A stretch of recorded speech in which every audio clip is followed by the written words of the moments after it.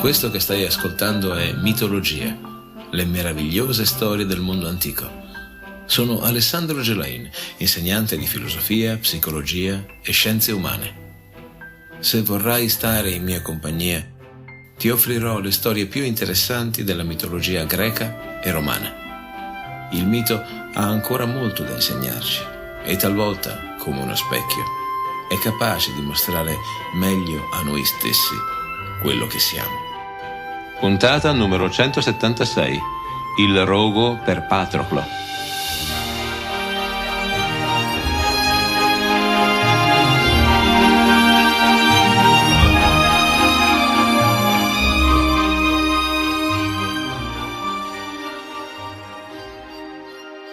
Ettore è stato sconfitto. Mentre nella città di Troia tutti vengono presi dallo scoramento, i greci, con l'animo alle stelle, si avviano alle proprie navi. Sarebbe il momento per festeggiare, ma Achille riporta tutti al dolore del lutto.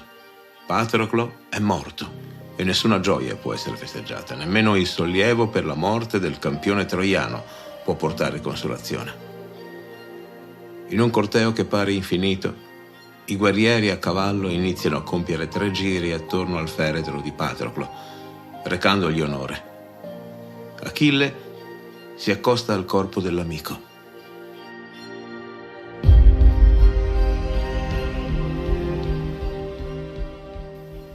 Spero che nella morte tu sia felice, poiché quel che ti promisi è compiuto. Ai tuoi piedi ho trascinato Ettore, il cui corpo verrà sbranato dai cani, e ho catturato 12 giovani troiani da far decapitare al tuo rogo. Achille sistema il cadavere di Ettore faccia a terra, nella polvere, accanto alle spoglie dell'amico. Iniziano i sacrifici di buoi, pecore e capre in ricordo di Patroclo. Le carni arrostiscono e tutti si preparano alla successiva abbondante cena. Achille viene diplomaticamente trascinato nella tenda di Agamennone. Qui trova un tripode con acqua per ripulirsi dal fango e dal sangue che ne ricoprono il corpo, gli arti e il volto.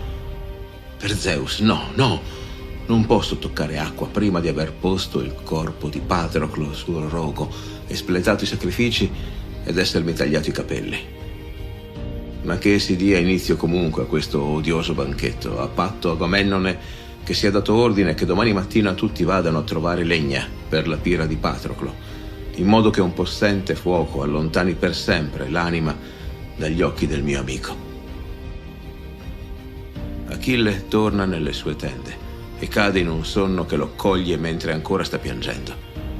Patroclo lo visita in sogno.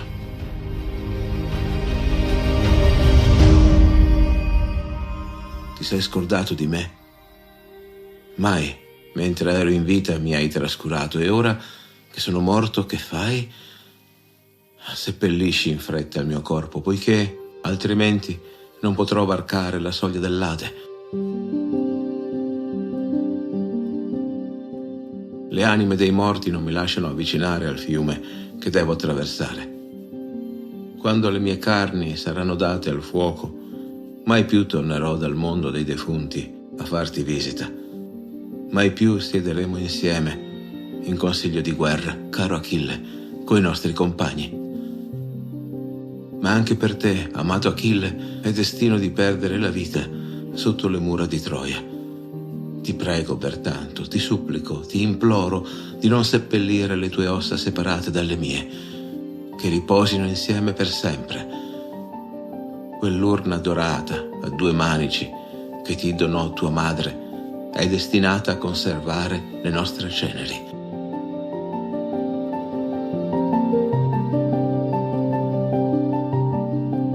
Achille nel sogno cerca di abbracciare l'amico, ma questi svanisce nel buio, lasciando l'eroe con le mani al petto, sveglio e disperato.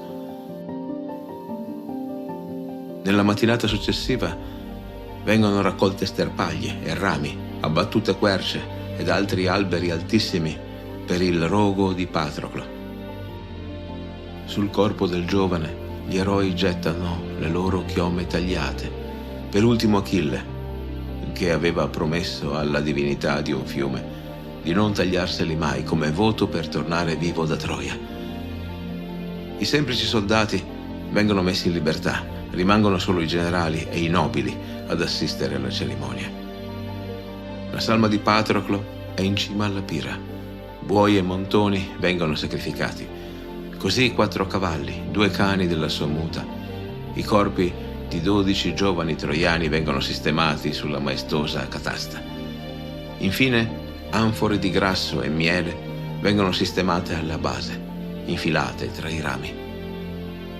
Il fuoco fatica a partire, ma poi, con l'aiuto di venti divini, arde e repentino sale al cielo. Solo il corpo di Ettore non viene bruciato.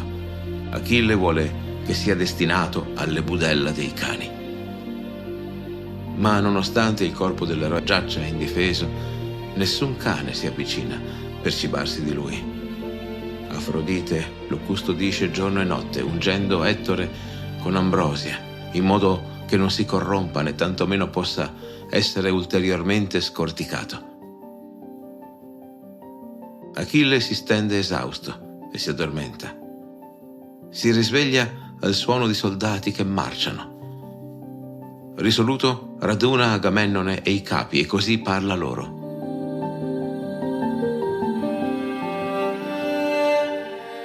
Spegniamo col vino ciò che ancora arde.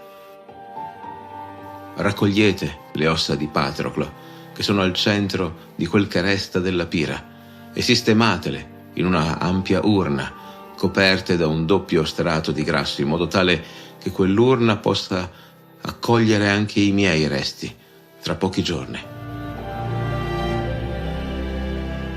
Sistemate poi quell'urna in una piccola tomba. La allargherete poi, dopo che sarò morto, prima di ritornare in patria.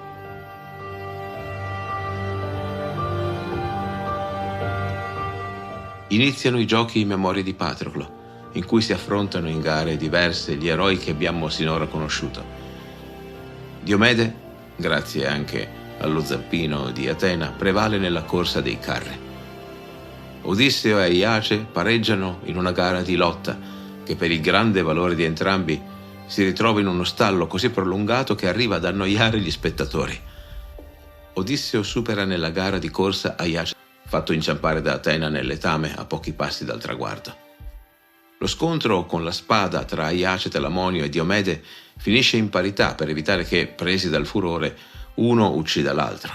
Entrambi nel duello superano la misura di sicurezza, che vuole che il perdente subisca solo una lievissima ferita. E poi pugilato, lancio del disco, gare con l'arco, tiro con la lancia. Tutti gioiscono per le imprese, ma Achille ancora trascorre notti insonni, rigirandosi nel letto al pensiero di Patroclo. All'alba, come ogni giorno da quella che sembra un'eternità, il figlio di Peleo aggioga i cavalli al suo carro e trascina il corpo di Ettore, viso nella polvere, facendo 3 giri attorno alla tomba dell'amico. Apollo, che prova pietà per Ettore, per contrastare l'accanimento di Achille sul cadavere, ne protegge la pelle, impedendo che si scarnifichi.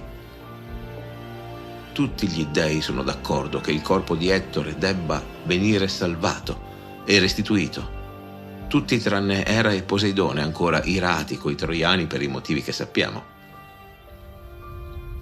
Alla 12ª alba di questo straziante ed orrido rito di trascinamento, Apollo apostrofa i compagni dell'Olimpo.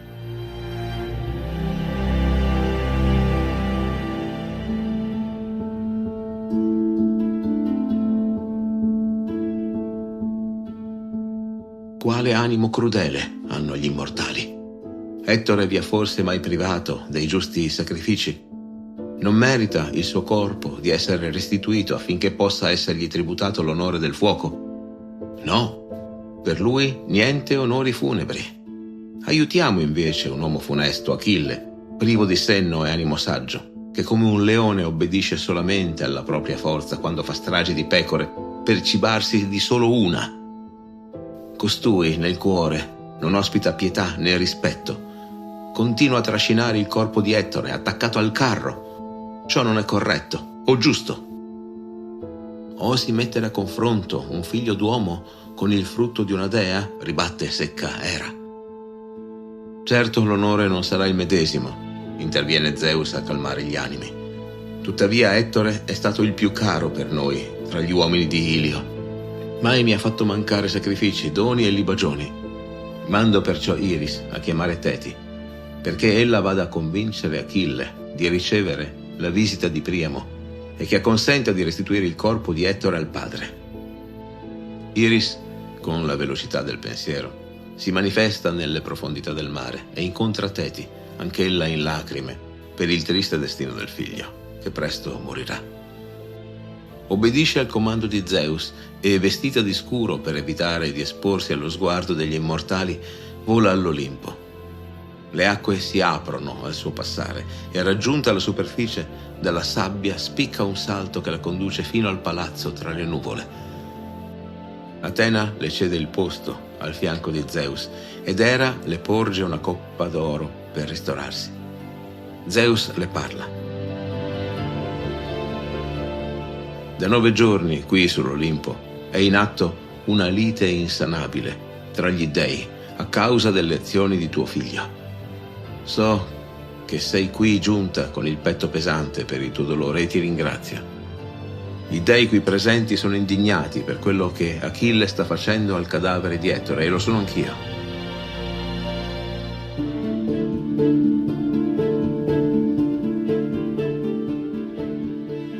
Gli immortali vorrebbero inviare Apollo ad impossessarsi del corpo di Ettore, ma io, che desidero che la gloria di Achille rimanga intatta, ti chiedo di andare a parlare a tuo figlio e di comunicargli che il re degli dei e gli immortali tutti guardano con disprezzo il suo agire. Voglio accertarmi se prova rispetto verso di me e se restituirà il figlio al padre. Iris, dal canto suo, raggiungerà Priamo e lo spingerà a recarsi alle navi achee per reclamare la salma di Ettore.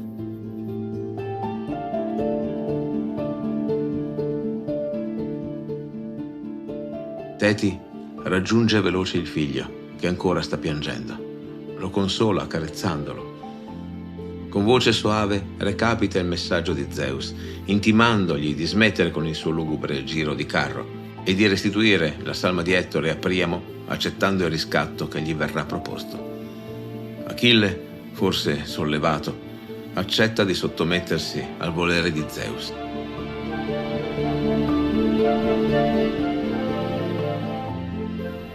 Mentre questi accadimenti stanno avvenendo, Iris, la messaggera degli dei, va a compiere la seconda parte del suo incarico: comunicare a Priamo il comando di Zeus.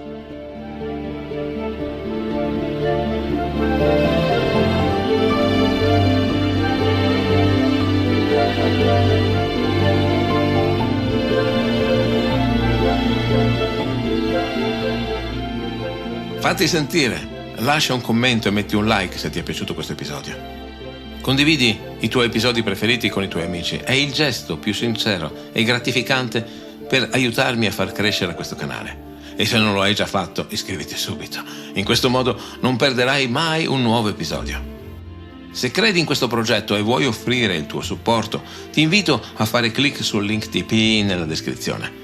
Scoprirai come puoi darmi una mano a migliorare costantemente il nostro canale. E anche se al momento non sei interessato a supportarmi, fai comunque un salto su TP, sempre usando il medesimo link, perché troverai notizie e aggiornamenti sulle varie puntate. Nei post soddisfo le curiosità degli ascoltatori rispondendo alle domande inviate su varie piattaforme. È il luogo ideale per ottenere risposte dirette alle tue domande. In libreria trovi Eracle, la via dell'eroe, il nuovo libro nato da questo podcast. Nella descrizione di questo episodio trovi un link dal quale puoi scaricare un estratto gratuito del libro. E lo stesso puoi fare con il primo libro, Il Re degli Dei. Dai un'occhiata anche al primogenito. Ringrazio i mecenati che su TP supportano questo podcast, entrando anima e cuore nel progetto. Speranza, Giacomo e Jimbo, il nuovo arrivato. Grazie anche a Sara e a Salvo Bruno.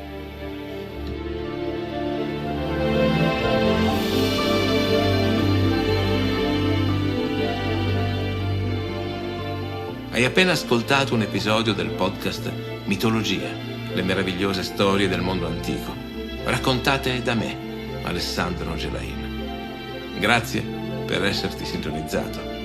Apple Podcast, Google Podcast, Spotify, Castbox, Spreaker, scegli tu.